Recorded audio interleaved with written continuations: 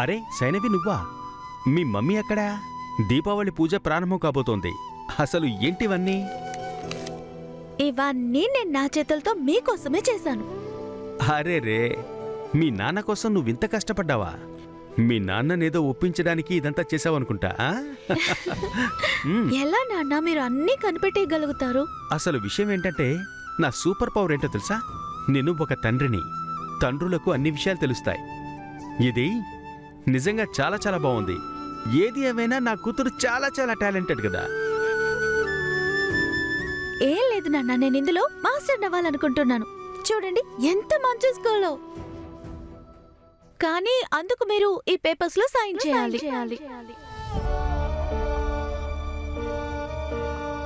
రాణి గారు నేను ఇక్కడ ఉండకూడదని అనుకుంటున్నారు. అందరూ సంతోషంగా ఉండాలంటే నేను నాన్నని ఏదో ఒక విధంగా ఒప్పించాల్సిందే.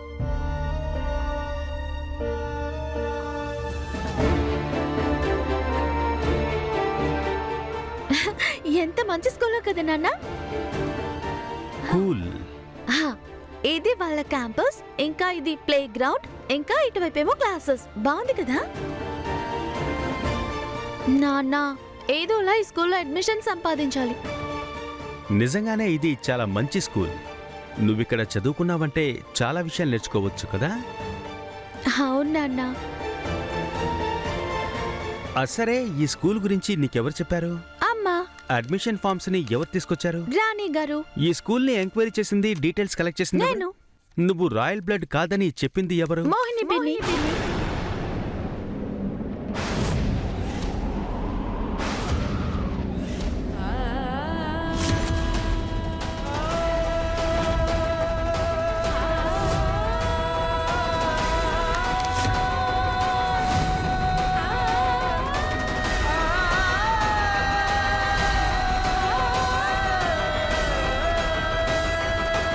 నేను నీకు చెప్పాను కదమ్మా, తండ్రులకి అన్ని విషయాలు తెలిసిపోతూ ఉంటాయి.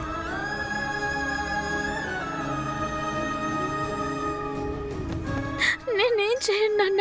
నాన్న, నేనెలా మిమ్మల్ని అందరినీ వదిలి వెళ్ళగలను? ఇలా ఆలోచిస్తుంటే నాకు పిచ్చెక్కేస్తుంది.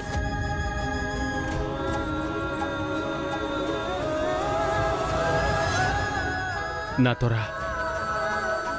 నాన్న, తనెక్కడుంది? తన్ని ప్రేమ్, ఆరు, అందరూ వచ్చారా లేదా?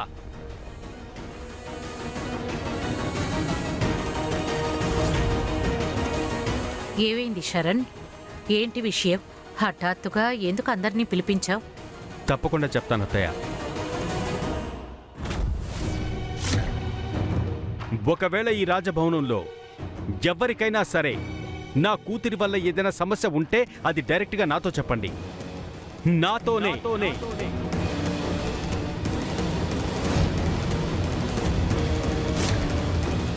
నా వెనక ఉండి నా కుటుంబాన్ని నాశనం చేసే పథకాలు వేయకండి.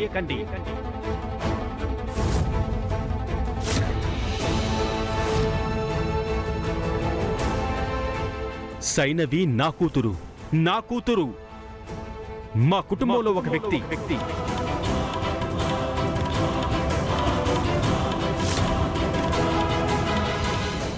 మీ అందరి మీద ఎంత ప్రేమ ఉందో, అవి పవిత్ర మీద ఎంత ప్రేమ ఉందో అంతే ఉంది.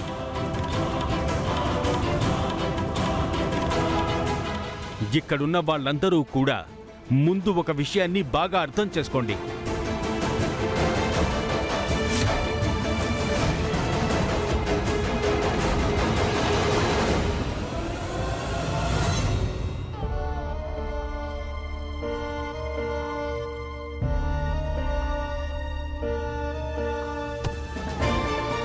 ఈ సింహాసనం నా బాధ్యత. నా బాధ్యతను నెరవేర్చడం కోసం నా ప్రాణాలివ్వడానికి కూడా సిద్ధంగా ఉన్నాను.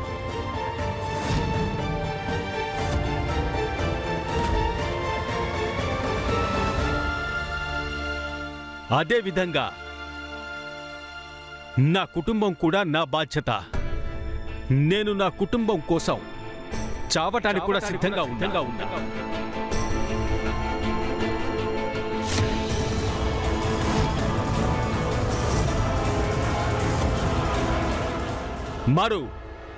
రాజుగారు, వెళ్ళు, వెళ్ళి ఒక గిన్నె తీసుకురా, దాంతోపాటు నీళ్లు.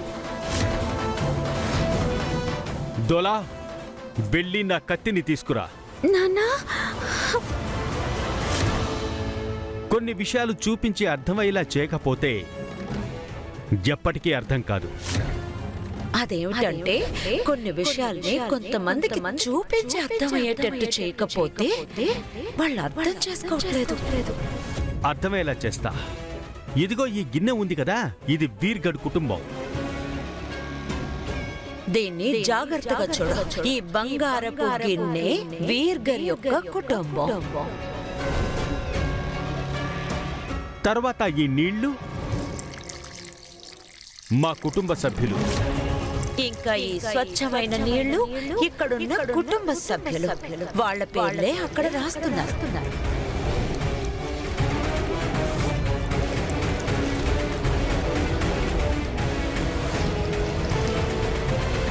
తర్వాత ఈ కత్తి నా రక్తం. శరణ్ ఏమిటిది? ఏం చేస్తున్నావు? ఏమీ లేదు. ఏంటండి ఇది? కారుతున్న ఈ రక్తమే నా కూతురు సైనవి.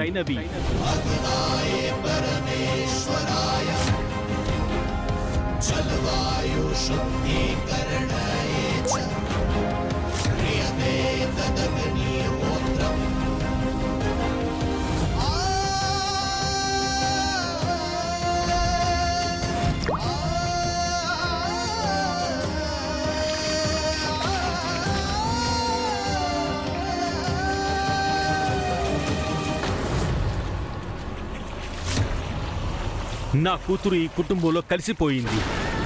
నాన్నా, తర్వాత ఈ మురికిగా ఉన్న నూనె ఇందులో మిక్స్ కావట్లేదు. నాన్నా,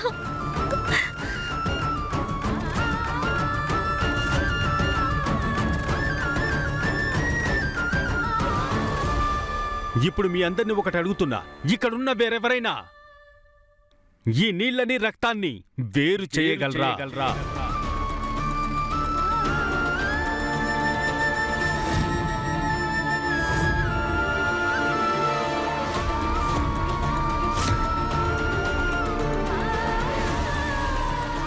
కుదరదు కదా? అలా జరగడానికి ఛాన్సే లేదు.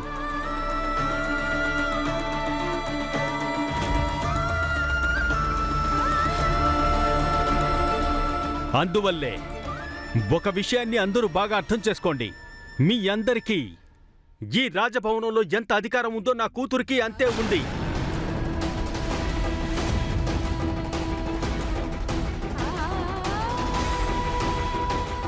ఇప్పుడు నేను చెప్పిందంతా మీ అందరికీ చాలా క్లియర్గా అర్థమైందని అనుకుంటున్నాను.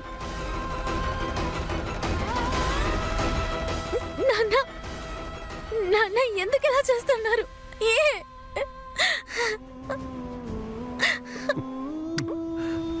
నాకేమీ కాలేదు తల్లి.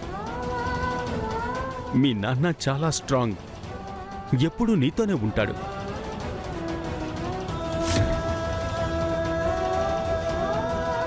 ఒకవేళ రక్త సంబంధమే చాలా స్ట్రాంగ్ అయితే, అలాంటప్పుడు ఈ ప్రపంచంలో ఈ టైంలో ఎన్నో కోట్ల మంది ప్రజలు ఒంటరిగానే ఉండాలి.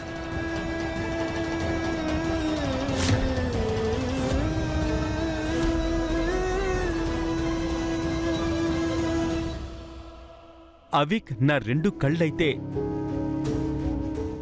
రిమ్జిమ్ నువ్వే నా హృదయం, నా మనస్సు.